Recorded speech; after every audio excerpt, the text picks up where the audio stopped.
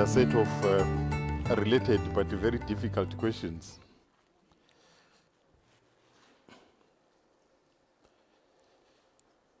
The globalization question. The best way to understand the positionality of decoloniality vis-a-vis globalization, I think it comes from the letter of resignation of Emir Césaire from the Communist Party, when he says, I want a world. I don't want a world which is dominated by one particularity. And I don't want to be part of a world where my particularity is not recognized. And he says, I am for the world in which particularities, various particularities, have a space. A world where you don't need to change as a woman in order to be part of that world, where you don't need to change your identity to be part of that world. And we have a term for it. We are saying it's the pluriversal world. And we are using that word advisedly as an improvement from the word universal. If uni means one, then there is a problem there, because it means who is this one, who is this king in this universal world. And I remember Ngukwatiyongo, the problem is when we are reading a scholar, we must read that scholars change over time. If you read his publication in 1986, Decolonizing the Mind, and you end there, you will have a problem with Ngugi. But if you read up to his recent publication in 2017, one of the publications of 2012 is entitled Global Ethics. And in that, he says, I am actually for global ethics. In other words, he accepts the concept of pluriversality, where he says various flowers need to be allowed to flourish within this world which we are envisioning. So the short answer is that we're not against globalization. Even if we become against, we can't change it, it is here. But we need that globalization to actually undergo decolonization, in the sense that it must actually accept the plurality of the human experience.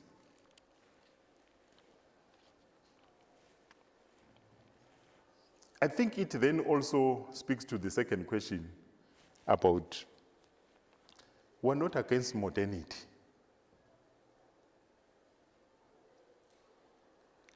If you go to an article written by one of my friends, Ramon Gross-Fogel, he actually says we're against all fundamentalism, all forms of fundamentalism. Eurocentrism as a fundamentalism, and the third world fundamentalisms. That's what he actually says. And he proceeds there to talk about modernity per se, and he says, we don't want to throw away what is positive and what is good in modernity.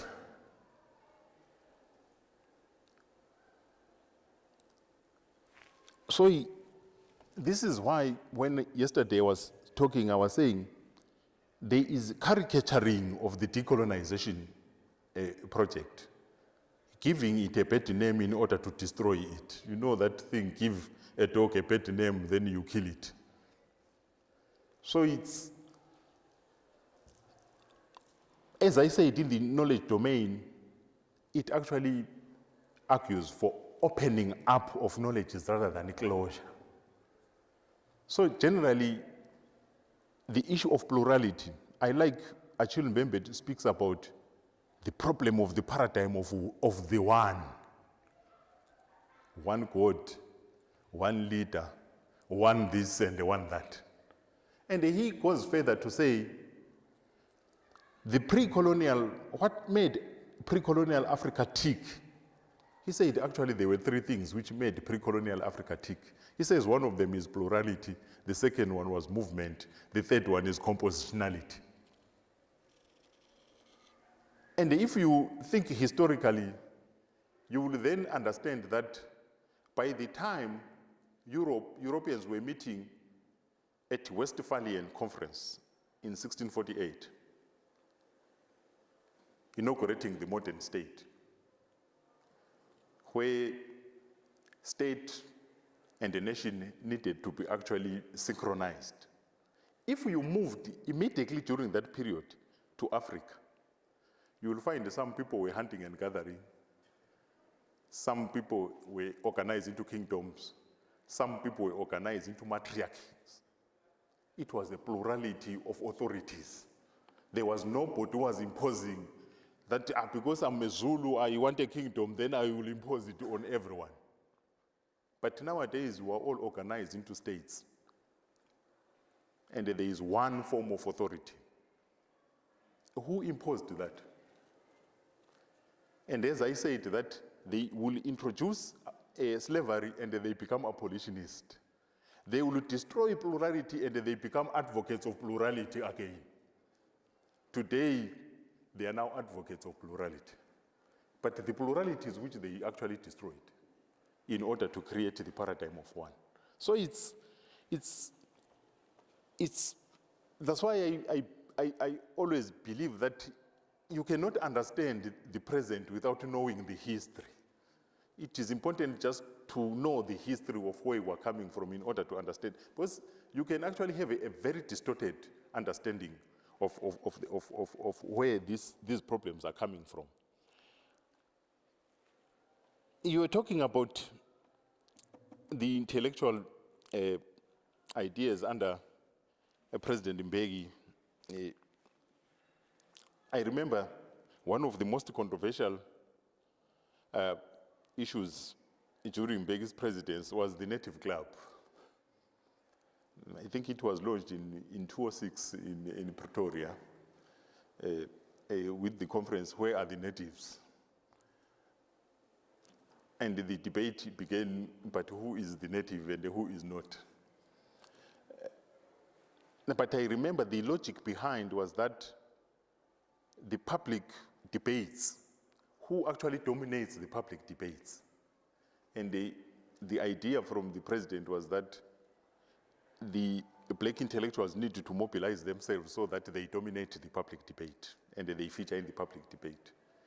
But I remember that it actually went up to Parliament, whereby then people saying, if you begin to talk about natives, therefore you are excluding other people. But that speaks to, when you look at it at a continental level, you will find that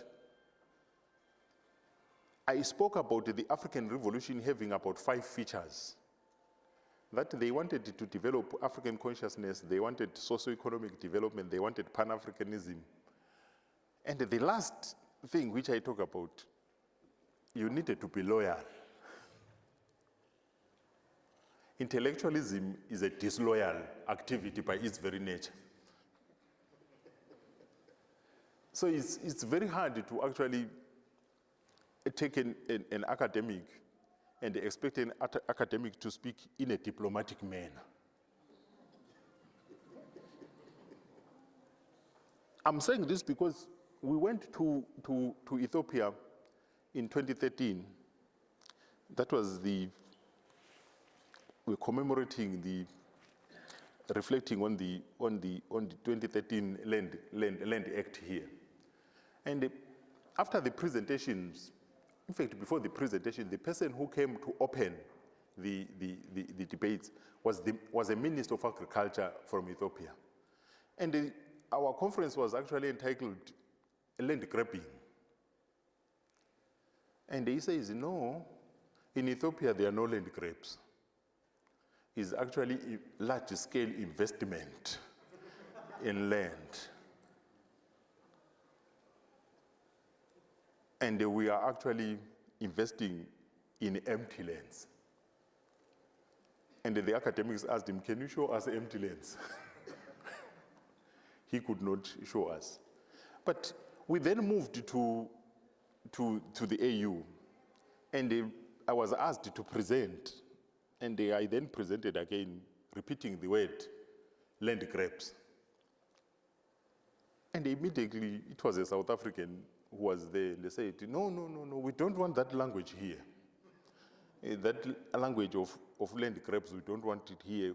Here, the language is large-scale investment in land. So I then said, but don't bring an academic into the space and they expect me to be diplomatic. That's not my duty. That's not my duty. As for me, I will say things as I see them. So the killing of intellectualism is when you want to turn academics into diplomatic people, where they then speak diplomatic language. It's hard, it's not palatable what they say sometimes, but that's the duty. It must keep us on the toes. I was just talking to one of my sisters here about the decolonial project. I said, I'm worried when it is accepted. I'm worried when it is accepted. I'm worried when it is given a hospitable space. And I then said to the sister, what happens when you are given a hospital bed? It is known that you will either arise or you will die. So it's a fundamental challenge which we don't know whether, when we are giving it space like this, will the decolonial project actually emerge alive or it will die? And the last question is the most important one. As I said yesterday about my four identities, one of them being a director in the Vice Chancellor's office who is meant to actually implement or assist in the implementation of the decolonial project. But one of the issues which is emerging, there is indeed a lot of pressure to implement. But the question is, again, we're discussing it outside with one colleague, and I was saying, but in order to implement, you must implement something which you know. The assumption that we already know, I'm not sure whether it's true, because there is still a lot of misunderstanding, necessary misunderstanding, because misunderstanding actually leads to refinement. The second aspect to your question, I think it was Mamdani who put it when he came back to Makerere, saying he is worried about PhD thesis, which at the end of the day, there is one page which says recommendations. And then he asked, what about these 365 pages, what are they? And according to him, the whole thesis is a recommendation. But what then he spoke about was, is there a disjuncture between diagnosis and a prescription? Diagnosis and a therapy? Or it is actually good diagnosis which actually produces good prescription? Which then basically takes us back to the question of the relation between theory and a practice. There are some people who think there are two worlds, but to me they are part and parcel of one world. You don't, when you are now doing, the brain doesn't go to sleep. When you are now thinking, the body doesn't go to sleep. So it's something which we must do simultaneously. And I understand where you are coming from when you are talking about endless debates. It's something which is upon us, that instead of endlessly debating, we need to be implementing. The problem is there must be some who are thinking, there must be some who are implementing. This is where we need to feed into those who implement, influence those who implement through ideas. The problem is when I then pretend that I'll be the thinker, I'll be the implementer, I'll be everything, that we have seen. A good liberator is not always a good president. Maybe some are good in fighting, but they are not good in administering. But if you confuse the two, this was a good sniper, therefore you will be a good president, then you will have a problem. But your question also links to that one which was asked about. You then close in saying, don't criticize anything which is to do with the decoloniality. What we are trying to do is actually to make it clear to everyone that this is a complex project which has got clear units of analysis. And yesterday I didn't talk about the units of analysis, the unit of analysis which is power, which actually enables us then to understand the modern architecture configuration of power. And which actually makes us to understand that this global power structure has got visible and invisible arteries. And it is only through a decolonial analysis that you can see the invisible. Of course, the visible is the US at the top, Pentagon, NATO, and everything, and Africa at the bottom.